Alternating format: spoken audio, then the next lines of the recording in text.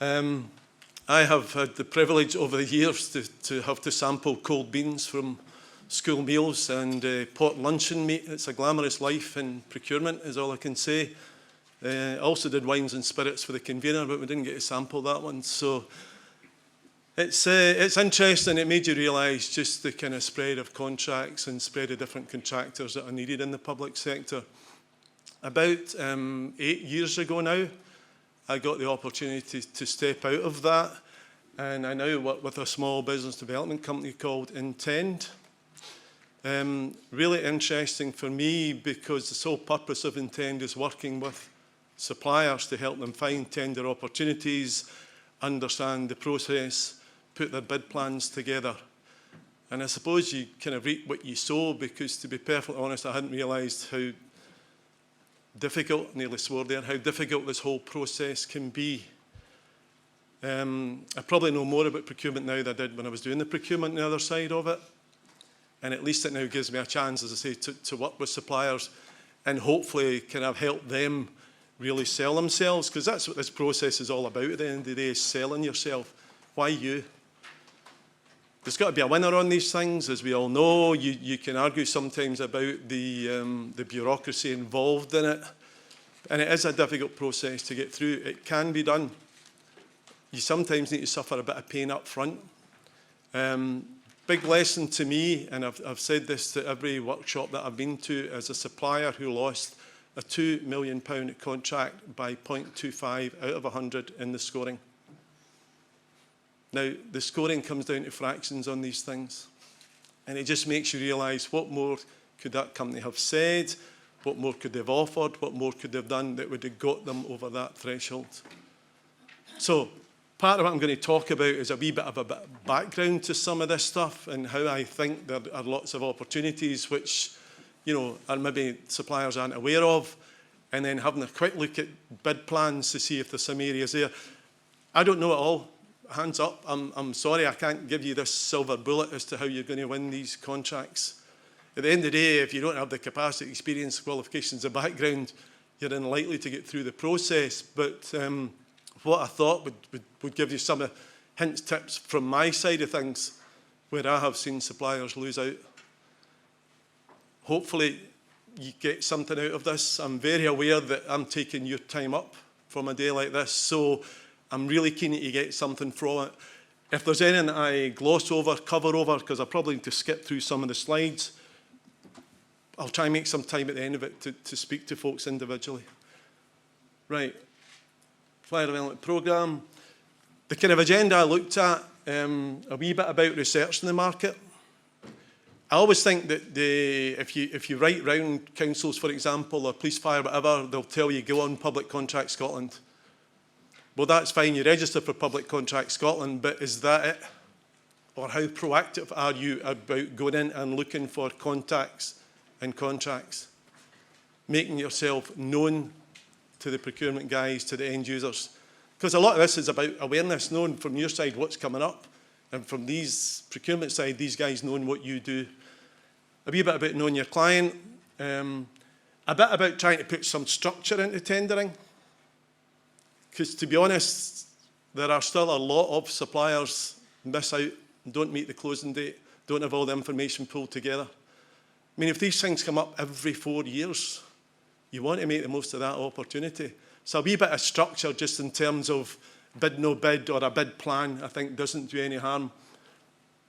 I've looked at the tender process as this GSPD, this application form, and the kind of technical questions as one. I'm only going to briefly touch on community benefits. For anybody who's bidding in the public sector now, you'll know it's very much about what can you put back into the community if you're awarded some of these contracts. And it's funny because I think sometimes it gets a wee bit confusing and people think it's all about employment. And if you're a small company with 3 people, you can't keep taking on apprentices. There are other things you can do. You can be quite innovative in terms of community benefits you're offering back. Tender desk, tender library, again, bring a bit of structure to the process. And a debrief. Some of this will kind of cover a wee bit more of what my colleague Jill talked about earlier, if folk were in for Jill's seminar, that kind of introduction. I just think that, you know, how can you improve your bid if you don't know where you went wrong? Now, feedback, you may not always agree with it, but hopefully you will get some meaningful pointers and ideas as to where you need to improve next time around. And I say, hopefully that will take us through just to the 1:40 timing on this. So, just a bit about Supplier Development Programme. I think it's really interesting just now that the way that they're trying to set these different workshops up. They have gone from having their original list from an introduction all the way through to now looking at specific events for contracts that are coming up. So a lot of the procurement people are now saying, right, we've got a big contract coming up. I did one for Scottish Borders Council for trades. This contract's coming out. It's coming out through Public Contract Scotland tender. Just as a quick show of hands, has everybody worked with Public Contract Scotland tender? A fair few, yeah. If you haven't worked on that system before, it can be a wee bit daunting. So Scottish Borders Council were looking to put all their trades contracts through PCST. And no disrespect to anybody involved in trades, but they were thinking, obviously, we want to make sure we get the maximum amount of suppliers returning bids. So if we can explain how the process is going to work, here's how you'll find the different documents. It should make life a wee bit easier. And they actually got a better return this time than they've had in the past when they were doing some of the written bids. So that works. So these kind of specific workshops are really helpful. The other thing I quite like about them is when you get things like some of the big Tier 1 suppliers. So there's engagements events with major suppliers. I think Skanska are a big kind of civil engineering type company. What they're saying there is that businesses are welcome to attend the event, particularly interested in companies that deliver hard FM, statutory compliance, building fabric, general trades. It's an opportunity.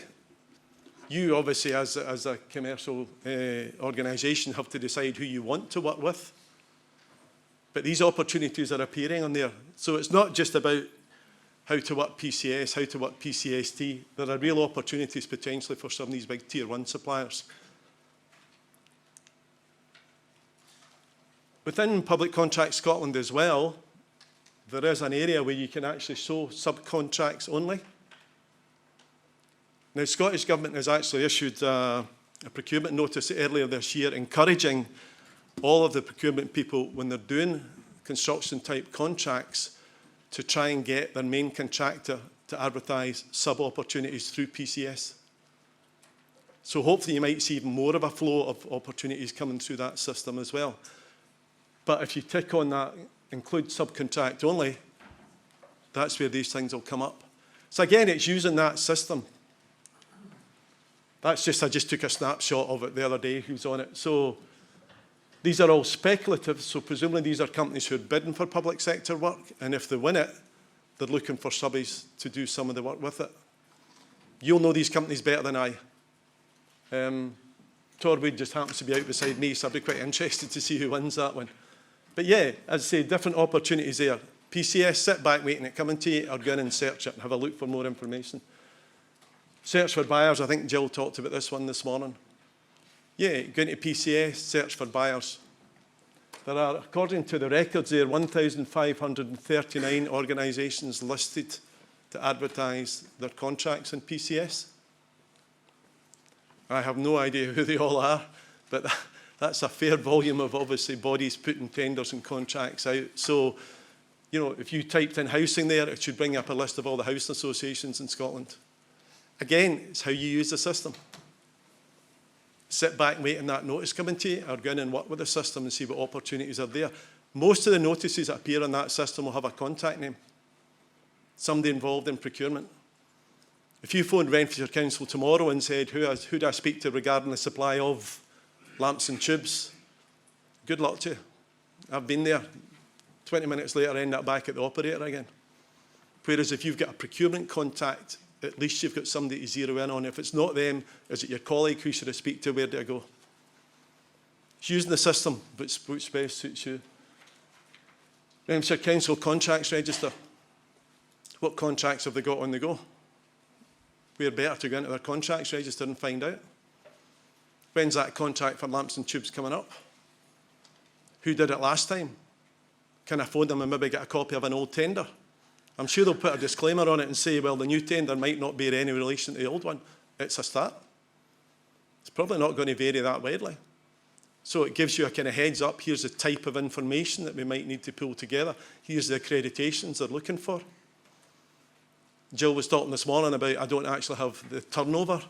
What we can do, we'll maybe partner up with another organisation which gives us the turnover and things they're looking for. As I say, it's just within that system. To me, there's lots of opportunities which just seem to slip by. So it might be well worth looking at. Does anybody actually get in and search these notices and things just now, looking for contacts?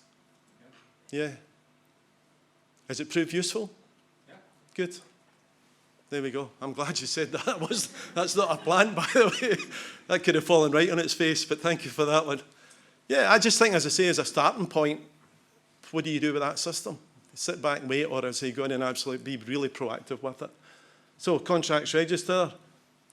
It will give you details on all their contract award notices, so you can find out who's the current contract. You can probably find out what the award value was. Notices coming up, depending how well they upkeep the system and how well they use the system.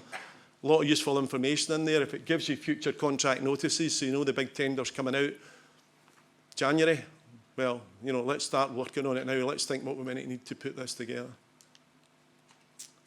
Alert profile. I work with lots of suppliers. I worked with one recently who told me this system was absolutely hopeless because he'd been on it for 2 years and never had an email through telling him there's a contract he might be interested in. I can actually go on as a buyer because I do some training in the system, and I found out he hadn't set any alerts. But as he said, well, how did I know how to do that? Arguably, he was right. It doesn't come really with an instruction manual as such, but there are obviously, you know, helplines, there's phone numbers, there's things on there. So in terms of the alert profile, I've also seen people who've maybe ticked the wrong alerts.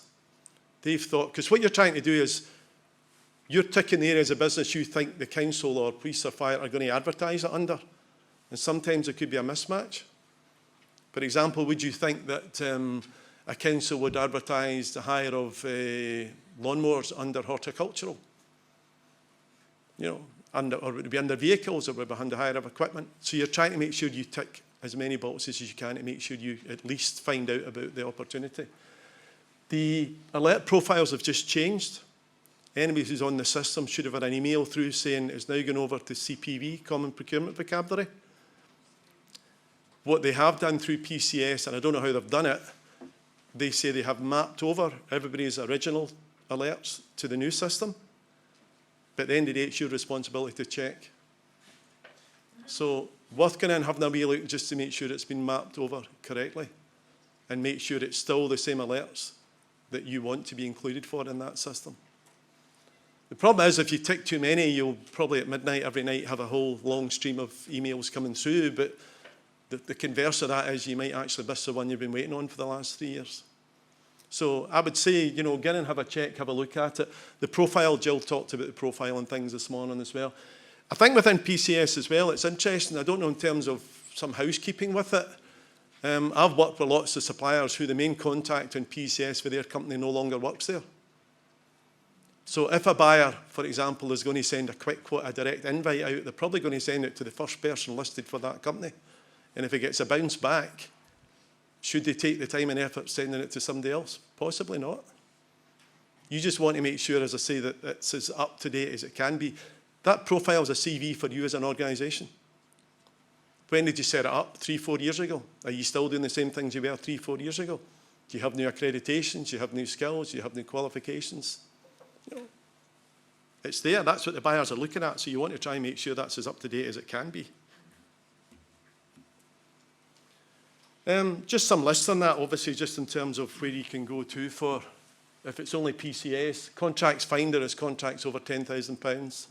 Central government, a lot of English-type contracts, English organisations use Contracts Finder. Sale to Wales. These are all accessible through the PCS site. You'll see the links on that site will take you through to them. And again, it's up to you, really, if you're looking to cover further afield than just Scotland. Then you want to make sure, as I say, that you're making yourself known to these organisations down there. Know your client. I think it's really interesting because I've never applied for a job that I've not got in and had looked at a website or a piece of company literature to get a bit of background, a bit of understanding who they are, what they look for. Does anybody read procurement strategies? Has anybody ever looked at a procurement strategy?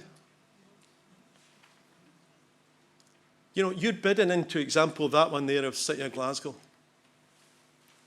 So you're bidding into Glasgow City Council, supplier opportunities. They're telling you any inquiries can be sent to the corporate procurement inbox, internet site, visibility of current contracts, corresponding emails. They're telling you how they do their business in terms of quick quotes, including invitations to at least one SME, be tendered with public contracts at Scotland, etc. When you think just in terms of you're bidding into Glasgow, so what's their priority for the next 2-3 years? I'll be honest, and it sounds quite cynical, I've used these strategies and I've gone in and said, well, it's all about sustainability, it's all about local employment, it's all about whatever, working with third sector business. I've built that into the tender, going back into them to say, we've read your strategy, here's how we think we can help you achieve your objectives. Speak their language. You know, 0.25 out of 100, all you're looking for is that one wee thing that might get you more points than it gets me. You know, it's down to fractions. You hear about Grand Prix drivers and things that they do down to fractions. Some of this is much the same. If it's been decided on really low fractions like this, what will get you that wee bit more, that extra point? These guys have shown a bit of initiative. We can see how they're actually going to help us try and... It sounds cynical, but at the end of the day, you know, why not? And there could well be stuff in there that you're already doing. You know, so get the points for it, get the marks for it.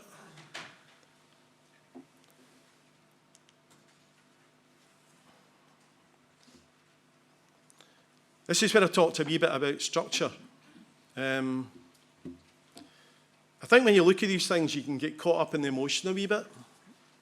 So I've worked with a few companies that they'll call you in and say, really want to go for this one. I think it's exactly what we do. I think we can really put a good bid together for this. And I'm like the voice of doom saying, well, have you looked at the minimum criteria? Because you don't have a turnover of £1 million for the last 3 years.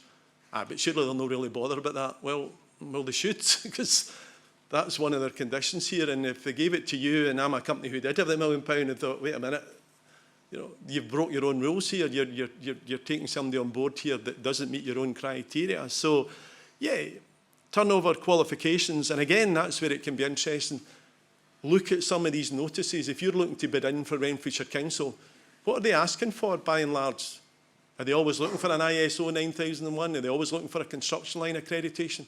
What are they looking for?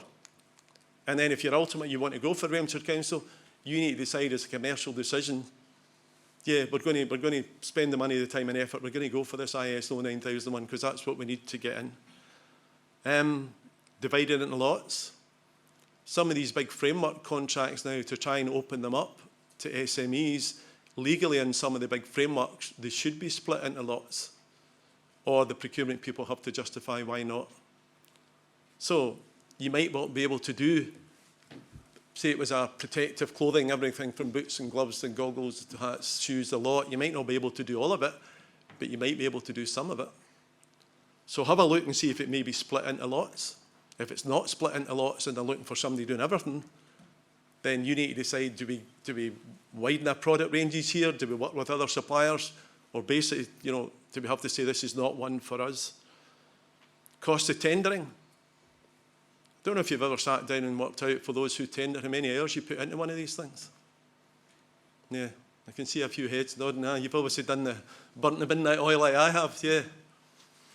So, you know, are you actually going to have a realistic chance at this? Who are their current supplier? Because you can find that out through PCS. You probably find out what the value was the last time around as well. Are we really going to have a chance at this? And I want to spend the next 2 days and 2 nights and whatever, take my laptop on holiday to fill this one in. It can be a hard decision. And ultimately, sometimes I've had one recently where folks just wanted to go to it as an exercise. We spoke up front about, you're not going to get this, and here's all the reasons why. Well, let's put it in just to see it's a learning process. And that's fair enough, yeah, they'll get something out of it. But yeah, it's just in terms of time, you know, a lot of the guys that I work with are on the tools. You know, they're doing this along with the day job. They don't have the luxury of a tender desk.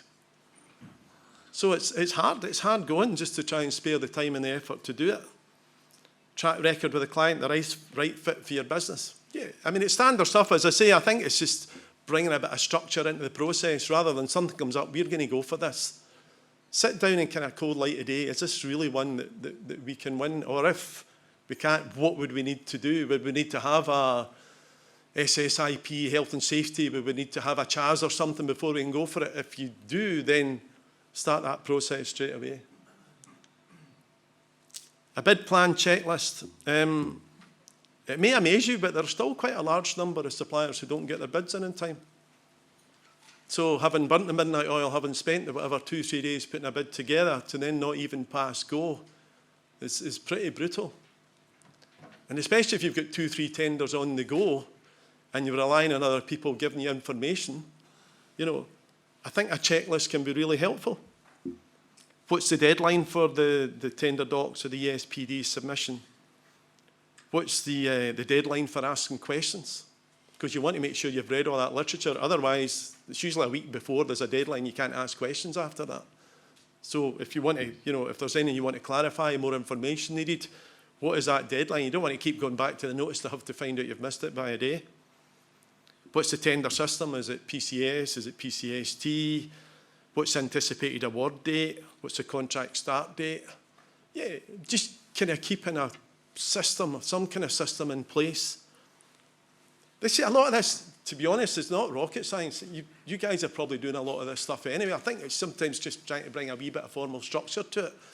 If you're chasing your CEO to sign off on a tender, you know, when do you need his signature back? When is he on holiday? When is he back? It's version control. If there's so many versions of things flowing around, when do you need the final version? I think it's always good to, I'm going to be really hypocritical here, but I think it's always good if you can say, that's the closing date, I'm going to submit that. And it's not going to be, you want to be at least a day before. I would say. Nobody wants me to run around at 11:45 trying to press a button to submit a tender. It does happen. It does happen. I know somebody that actually had to run down the local library and throw kids off computers because his Wi-Fi went down. You don't want to be in that situation.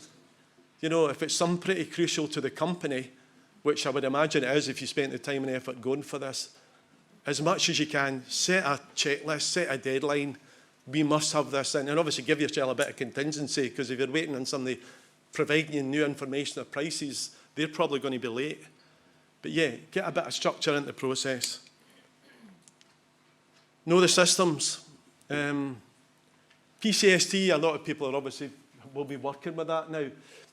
It's just, I do work with folks that unfortunately fall down because of a system, and I think that's, you know, it's really hard one to bear. Not because they couldn't do the work, not because they haven't got the capability, but they've maybe not understood the process. They've maybe failed to upload the right thing to the right place. Again, as my colleague Jill said this morning, if you're involved in this, or you're going to be involved in it, get in and have a play with the systems. You can't really do anything wrong. But if you know that Renfrewshire Council have looked at their future contracts, I've looked at PCS, they always use PCST system, I'm going to have a look at PCST. I'm going to download a tender on that just now and see how it works. See how you find your way around the system. Play with it, use it as an exercise. Just get yourself prepared for it. Because otherwise, there's nothing worse that this thing suddenly appears. You're going on holiday next week, and you've got 3 days to fill this in, and you're trying to find all the information and stuff on it. Updating your profile and keywords, I said. Online ESPD. It's a wee bit frustrating just now because there are two different systems, PCS and PCST. There's nothing that appears in PCST should not, first of all, have been advertised in PCS. But PCS also has the module in it that you can download a Word document and return it back through the postbox. Within PCST, they've obviously got the facility in there where you fill a lot of information in online and it retains it. So the next tender you pull up, it should be pre-populated with the previous information you've put in, which is great.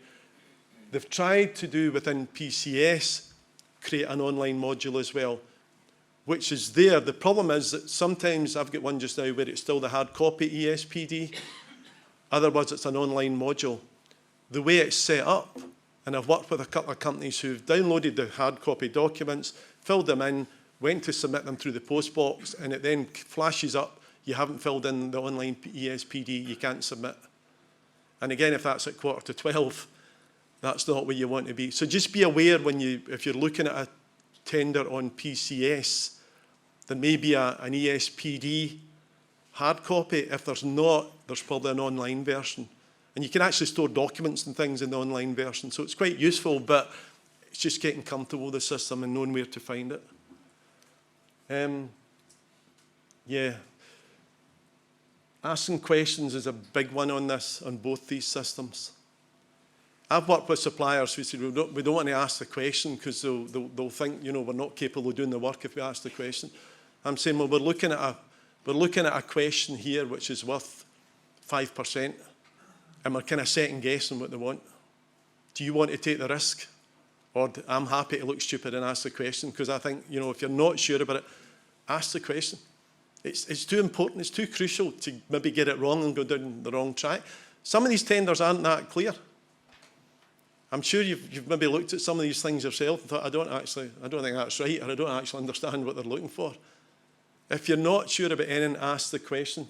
My favourite question of all time, and I've used this one loads of times, said, if you are successful in winning this tender, please, in 2 pages of A4, Arial size 11, outline your antecedent duties.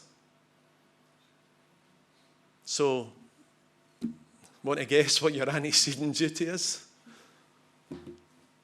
I put the question in, and actually the first answer I got back, I didn't understand the answer. So I put the question back in again, and it came back to say, your antecedent duties, your mobilisation plan. Well, why not just say that? And I do, believe me, I still have lots of contact with procurement guys, and I feed a lot of this back. Now, I don't know, that tender was one of these things that was written, on the 16th day of December in the borough of Strathkelvin, etc. It was all very legalistic, so I don't know where that came from, but yeah, it's just an example where if you're not sure about the language, ask the question. It's too important not to. Right, ESPD, ITT, these are my thoughts and ideas, okay? As I say, I don't know it all. I would never profess to know it all. They keep changing the process. Latterly have just changed all the alert notices and things, new systems, whatever. So, but just based on my background experience, some of the things I've seen, I thought it was worth sharing a few thoughts with you. And I hope, as I say, it is of some help or resonates a wee bit. ESPD, Jill talked about this morning. Yeah, it replaced the PQQ, which people knew and loved from many years ago. It can be used as selection. So if it's a restricted process, you fill in the ESPD and it's scored. And that then decides who gets through to actually get the tenders. Or if it's in an open tender situation, it will be the first part, almost like a pass-fail, that will decide who gets through. If it is in a restricted process, or even if it's on the pass-fail, you want to make sure you really sell yourself on this. Why me? Why should we take you through to tender stage? Why should we look at your offer any further?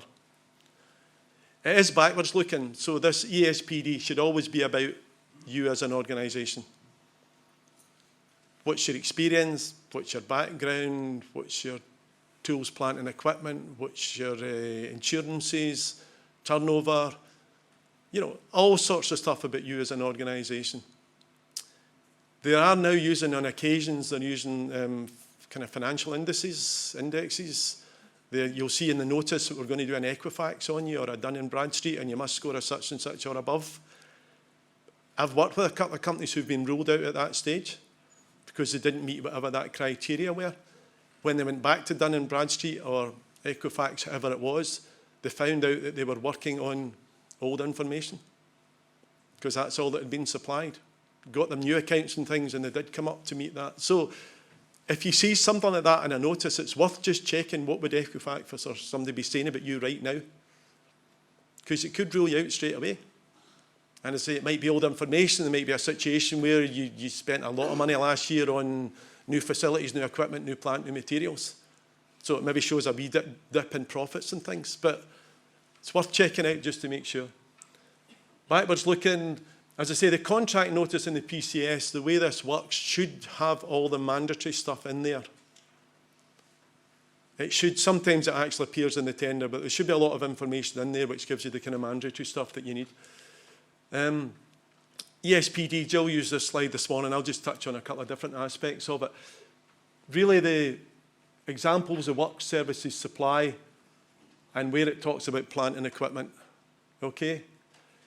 These are areas that are highly scored, and the tenders that I've seen where it's a restricted process to get you through. And so they should be. It's like somebody, I use the analogy, it's very basic, so excuse me, but if you wanted somebody to build an extension in your house, what's the questions you're going to ask them? Well, what have you done? Who have you done it for? What's the kind of skills that you got? What equipment, what materials? You would want to do a bit of due diligence before you let them use and build an extension. So it's a bit like that in there. Quality management systems, supply chain tracking. So, you know, you're going to maintain all the gas boilers across whatever it's a house association. Well, where do you buy all your materials? Where do you buy all your valves and pumps? And what's your supply chain? Do you buy them through the local market? Do you buy them in eBay? You can understand why they're asking these kind of questions. How do you know your supplier, if you're doing PPE, how do you know your supplier isn't having 10-year-old kids making these overalls in India? Have you actually checked your supplier to see, you know, looked at their website, looked at their sustainability accreditations? Because it comes back on the buyer. You know, nobody wants to be in the front of the Sunday Mail. Here's so-and-so awarded this contract. So they are very risk averse with these things. So these are the reasons that they're asking these kind of questions. So, as I say, when you look at it, if these are the scoring questions, how are you going to get the maximum score out of this? That's straight out a recent one. 70% of the mark is down on your previous contract examples. Do you have off-the-shelf contract examples that you could use? Or it's a case of, remember we did a job for so-and-so, who did that one and how did it go? Was it finished in time? Did we not get an award for that? I'm not sure if we got an award for it. Was it that one or was it the other one? You know, you don't want to have to be doing that. You should have good contract examples that you can pull from. And it's not just a case of, yeah, we built a community centre for so-and-so. We built a community centre, it was finished ahead of time. We actually helped them design part of the spec and put in more sustainable materials. We worked at nights and weekends to get it done. While we were there, we also helped do another add-on that wasn't included in the original spec. We did that for nothing. What's your added value? Promoting, pushing. Everybody's going to give an example. By the way, see when it says amounts, this may seem crazy. I've worked with 2 companies who thought that was the amount of drivers that they had trained, and the other one thought it was the amount of electrical switchgear that he had serviced. It is actually value. It's one of these things Jill talked about, things get lost in language. I've actually spoke to the Scottish Government, as we have through Supplier Development Programme, and said, surely there's areas in that form that we could just change a wee bit, even put a pound sign in it. So some of the language, again, can be a wee bit misleading, but yeah, it's really talking about amounts. So in terms of your descriptions, as I say, is that really selling you as an organisation? For 70% of that mark, is that selling you as an organisation? The buyer's going to get 20, 30 applications in, all given previous works. Does yours stand out any? I have worked with companies who we sat and looked at, his line was basically built a so-and-so for so-and-so. We're having a look through it, and his directive came along and said, oh, we got an award for that, for an architectural design or whatever. That's gold dust, where's that? I worked with a driver school where the guy said to me, do you think it would be worth putting in that we've got the highest first-time pass rate of commercial drivers in Scotland? Is it worth putting in? You know, it's just, I think we are bad. I think companies are bad at selling themselves, but with this process, you're getting marked and scored on what you put down on a bit of paper. So if it's not there, the buyer can't score you on it, or they shouldn't, because if an auditor comes along and says, wait a minute, why have you given them 8 out of 10 when you had a checklist and they've only given you 2 of your points? So they're marking and scoring you what's in there. Relevant tools, plant, or technical equipment. I've literally seen we have 2 vans and 4 ladders. Seriously. But they know who we are, they know we've done the job for the last 4 years. They're not going to take that into account in that. So, what's your plant and equipment? You've got offices, you could have storerooms, you could have workshops, you could have a yard, you could have a brand new Sage accounting system. You've got brand new kit and equipment, it's fully maintained in line with the manufacturer's instructions. We issue a full set of PPE to each of the workers. Here's what that PPE consists of. Everybody gets a full toolkit. Here's what the toolkit consists of. There's loads of stuff that you can go in there in terms of selling yourself. You know, why you? What have you got? What's going to give me the confidence that you've got the background, the knowledge, the skills to do this work? You get one chance at it, potentially. Forwards looking. So these are the kind of technical questions that come up. And here's where I think there's obviously space, to me, to drive more value, more score out of these questions as well. So if you get something like, you know, these big open questions, how are you going to meet the requirements? So how are you going to deliver, you know, 300, I don't know, polyprop chairs to four schools across Glasgow? Okay, so I always think of this as steps in a process. I work with companies who say, I don't know how to answer that.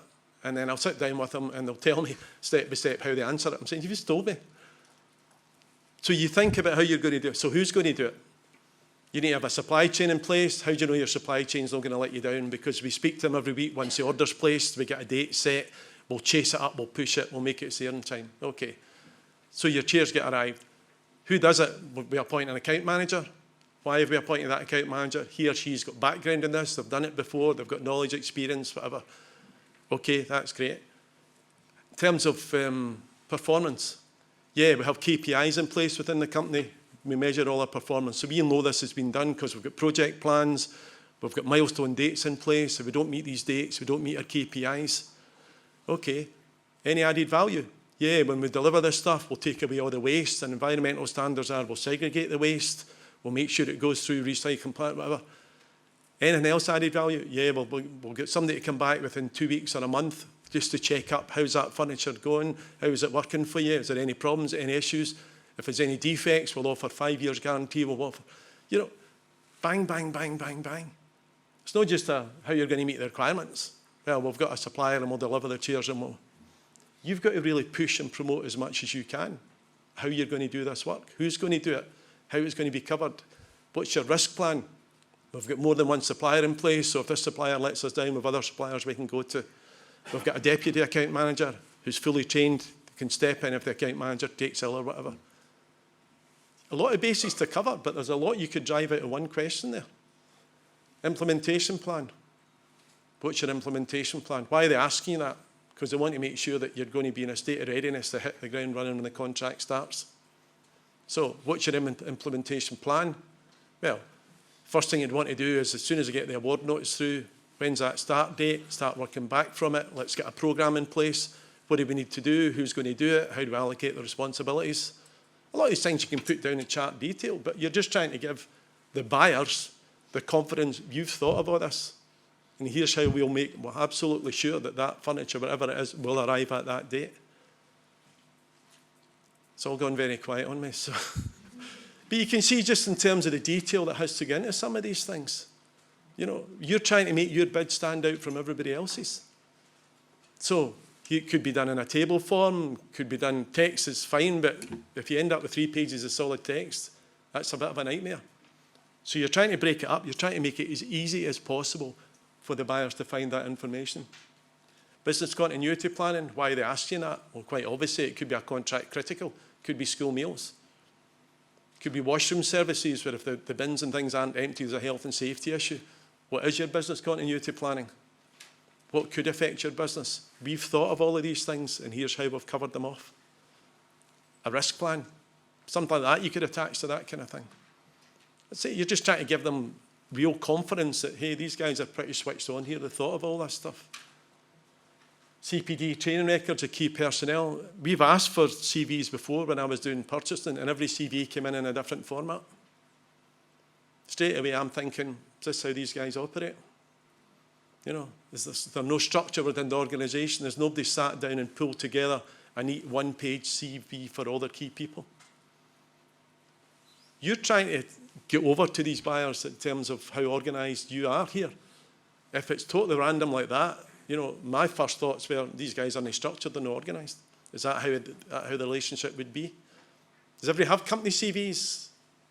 Standard one page? Yeah, that's the kind of thing, obviously. I'm not really interested if you went to Falkirk High School in 1992, to be honest. I'm just, what's your qualifications, what's your experience, what's your background, what's your role in the contract? Community benefits, talk about that a wee bit in a minute. Best practice employers, one that for folk that are tendering regularly, I've seen come up quite a lot. What makes you a best practice employer? Why would anybody want to work for you?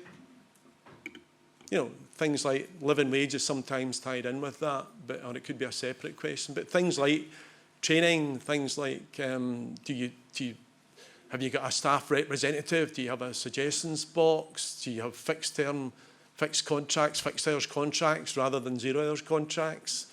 Have you got a quality and diversity policy, health and safety policy? Why would people want to work with you? Training opportunities? Do you have staff bonus? Do you have staff Christmas events? Why would people want to work with you? There's a whole lot of stuff comes into that. Read all the documents. I think Jill touched on this morning. Again, a lot of the procurement guys have said this to me. When you open up some of these things in Public Contract Scotland tender, it tells you you've got 26 buyer attachments. You really need to read these buyer attachments. I'm sorry, but you really need to read them, because buried in there could well be something that you really need to be aware of. The easiest example I got was a company years ago, and it was actually washroom services, came to me a month into the contract to say, we didn't realise Isle of Arran was involved in this. I said, it's quite clear from the documentation. Yeah, but that means we'll need to send a van over, and the van will be out of circulation for most of the day, and there'll be a ferry fare. It's all there in black and white.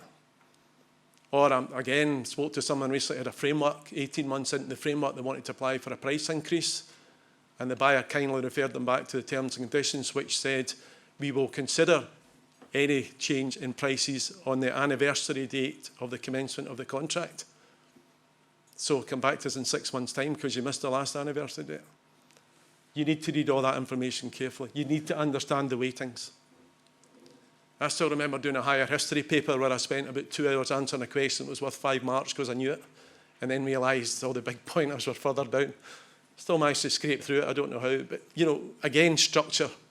What are the questions? Where's the big weightings? Who do we need to get involved? What do we need to focus on? Who do we need to pull in for some of this information because we don't have it? If they're asking for accounts and insurances or financial indices, whatever, who do we need to speak to?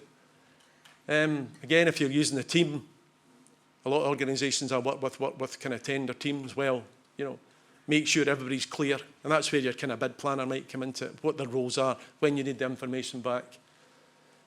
Client terminology language. Yeah, it sounds daft, but and I don't actually know if that's the same thing. If anybody's technical minded here, they can tell me if plasterboard or wallboard is the same thing. But it could be quite confusing as a buyer if you get out for something and the supplier comes back with a different terminology for what they're using. Or they come back, I always think with them, you can sometimes see through general sales terminology, it's just cribbed straight for the website rather than specific to your opportunity. Again, if you're applying for a job, you tweak and let's be honest, you tweak your CV, you tweak your application to the nature of the client, to what they're asking for. If you just put in general sales blurb in some of these tenders, then that shines through, as though I say, it's not specific to us. This is the same stuff they use for everybody. Questions in as soon as possible. Yeah, I've already touched on that. If there's anything you're not sure about, ask the question. It's too valuable not to. Plan answers. I used to have a boss who had a red pen and her expression was, so what? So we won an award, so what? Is it relevant? How does it fit into the contract here? Where's the evidence of what you've done? We've met our KPIs. Well, what are they? Were they so unrealistic you only had to turn up in the morning to meet your KPIs? How does that relate to the contract that you're bidding for? So a lot of this evidence and facts, if you're going to use statements and things, back them up, support them, or they're meaningless. Involve all your team and subcontractors. Yeah. I've worked with companies where I sat down with a guy and I said, you scored really poorly on your returns policy. What is your returns policy? I'm not really sure. I'll get the stores manager along. The stores manager came along and then for 15 minutes told me their returns policy. None of that was in their bid. I probably should have included him at the time on that one. I think you should have. Because not all the knowledge can sit with the person who's filling in the tender. Assume no knowledge of your organisation. Can't hammer that home hard enough. The amount of times you used to sit down with companies who would give them a debrief and say, you never mentioned that, but you know we do that. I'm sorry, it's not there. I worked with a company who had done I think it was electrical equipment or part testing, had done it for 8 years. One of the questions in the tender was describe your implementation plan, and he basically put down there isn't one because we're your current supplier. And he got nothing out of whatever, 10% for it. And he's saying that's unfair, because I'm saying it's not unfair, I would have given you that as well. You've got to treat everyone as though they don't know who you are, as though it's brand new, as though it's somebody else you're bidding for. How can they score you on that? There's what their checklist might be. You've not given them any of it. So, yeah, it's a hard lesson to learn. Last but not least, read, review, proofread, spell check. Again, you know, these guys will make a judgment on you if it's full of spelling mistakes, if it's full of grammatical errors. Do we want to work with these guys? You know, is that how much care and attention they take when they're putting these bids in? I've actually got, I don't know what it is, forum and from. I can transfix, and I don't know why. And I actually usually get my good lady or somebody say, go and have a quick read through that, because spell check will not pick it up. But invariably she can see where I've done it, and I don't know why it happens, because I can read it and it looks okay. But I think it's always worth getting somebody to check through. So, you know, especially when you've got all parts of a question. I'm going to show you one in a minute, which is, and I hope it doesn't put off anybody tendering for life. And if there's any procurement folks in here, I just want you to know, and I'll speak to them later on now. I'll show you in a minute. Right, so that's a question in a tender worth 3%. And just when I'm saying in terms of break that all down, I mean, how could you possibly start to answer that without breaking it down? Take it line by line. A summary of proposed team structure. Okay, that could be a nice organisation chart, whatever. Summary of skills for each core member. As we're saying, that could be short CVs. Here's the key skills. Methodology detailing how the proposed team will be organised. So you'll be kind of project group, presumably. How key personnel will be appropriately trained. This was for delivering furniture. Now, don't get me wrong, and and I have this argument that I think there should be it should be relevant, and it's not typical. It's just a really bad example where we sat down with that and there was 8 questions all along similar lines. And to be honest, you open that up and your heart just sinks, because you're not going to answer that in 10 minutes. And I say to the procurement guys, try and streamline this. There should be a kind of light touch depending on the nature and the shape of the contract that you're doing. You don't need to throw everything into some of these things. I mean, in the greatest of respect, the key skills for whoever's handling the billing and the invoice, is that going to lose you the contract because it's somebody new you're putting in that position? I don't think so. But there's 2 reasons I put that. One, as I say, because to me it's a bad example of a question. And secondly, just to make you think, how do you answer that? So to me, I would be breaking that down bit by bit by bit, because it'd be so easy to miss something. So easy to miss something in there. They're not all like that. Presentation, touched a wee bit on this. I'm just conscious of time, Dylan. Yeah. Yeah, sorry, I'll be there in 2 minutes, I promise. So, yeah, complete as requested. You know what? It may just be a really petty and prescriptive, whatever, but if they want size, Arial, 11, font, 2 pages of A4, then give them that. Okay? I have seen some situations where somebody's done 3 pages of A4 and somebody in the evaluation team said, well, I'm not even marking that then. Again, can't it be a simple instruction? Others will say, I mark the first 2 pages and not the rest. Font, words, yeah, margin size. Just follow, just do what they say, okay? Bullet subheadings, you can break it up. If you're answering some of these big questions, break up the text. There's nothing worse if you're tender number 15 and you open it and it's 20 pages of solid text. Try and think how easy is it for somebody to get the information, your good points out of that text. Clearly label any attachments. That was another big frustration of mine. People would say, see attachment, especially when it was hard copy days. Even now with computers, you have to come out with one screen and get it in. Well, what attachment relates to what? So if you're going to use attachments, label them. Compliance table, I think something like that can be really useful. Here's all the essential elements. Here's how we meet them down the other side. It's just how you present that information in as easy a readable format as it can be. Pictures can help, yeah. Drawings, tables can help. The only thing is, again, I saw a tender once that basically had about 3 lines of text and about 4 pages of tables. Obviously, the supplier knew exactly what it all related to. It was very difficult to interpret from my perspective. So, yeah, used to support some of the text, not in case of. Last one, I don't know if anybody's found out to their error, but I have that these systems time you out very regularly. PCS and PCST, yeah. Even on the qualifications page where there's maybe 250 questions, yes, no's, get down to question 100, take your phone call, come back, and it's wiped all out. So save as you go through it, save regularly. Community benefits, again, sorry, run out of time here. Very quickly, most of the tenders you see will ask you for community benefits. What are you going to do? Some are scored, some not are scored. Some will give you a shopping list of options. I've got 1 or 2 just now where they're saying you have to score 10 community benefit points. Here's how you can get them. And that then can be quite useful. If not, you need to think in terms of some of the headings. Is it employment? Is it training? Do you attend school careers nights, school prizes, tie-ins with local colleges, education, pupil work placements? There's a lot of stuff, even as a small biz. Do you have third sector businesses, charities in your supply chain anywhere? Lots of stuff you can do, supported business. Some of them, that bottom one there was a penalty for non-delivery. So the contractor ranked number 1 had to provide a modern apprenticeship within 4 months from award of the contract. Absolutely direct. If you're number 1 in the framework, that's what you have to do. And there was a penalty clause built in terms of if you didn't meet that. Tender desk, yeah, again, just a wee bit about structure again. Who does your tender searches? Who actually looks in terms when these tenders are going to come up that we're going to bid for? Where do all your completed tenders sit? I met a company recently who said we were really close the last time, we just missed out. And I said, well, can I see your last bid? I don't know where it is. And the person left and I don't know where the information went. So, you know, what can ease some of this pain is get a tender library set up. What's the policies, the procedures, the information you're going to be asked for? What's the training plans? What's in terms of a returns policy? Anything you think, you know, you would need within your organisation for bid for some of this stuff, make sure it's to hand, make sure it's closed, make sure it's in a shared drive.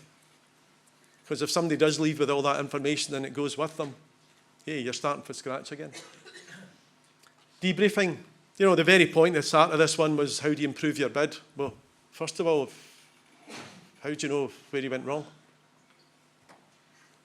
I think Jill mentioned this morning.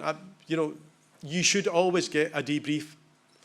Sometimes all you really get is the scores. I would want to go back and say, okay, that's the scores. Price, quality, what's my quality scores against each of the questions? What did I get against each of the questions? That information should be there.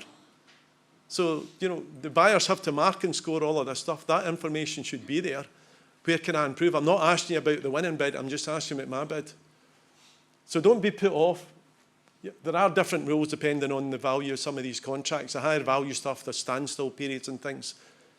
But anything, if you spent 2 days doing a tender and you didn't get it, you want to know where you went wrong, let's say. And if you were actually successful, it's worth asking, what did you like about it? How can I build on that? Make sure to include that the next time around. You know, nothing should be wasted on it. And I say it may be spurious, you may not agree with what they're saying, but ultimately it gives you something to go on if you can get some debrief information. That's not Plato or Confucius, that's just common sense, I think. If you keep using the same content, you're going to get the same results. Supplier Journey.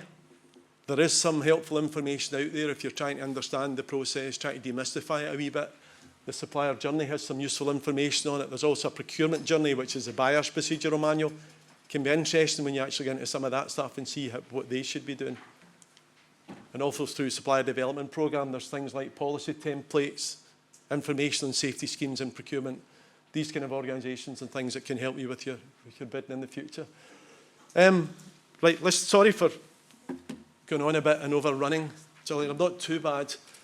Hopefully that's helped you. I said right at the beginning, hopefully that's given you something to think about one way or another. You may just think you're doing it all right, which is fantastic, and I'm glad. But as I say, it was just a kind of quick run through some of the ideas and things that I had. Thank you very much for listening. Thank you for taking the time, and I hope you make the most out of the day. Thank you.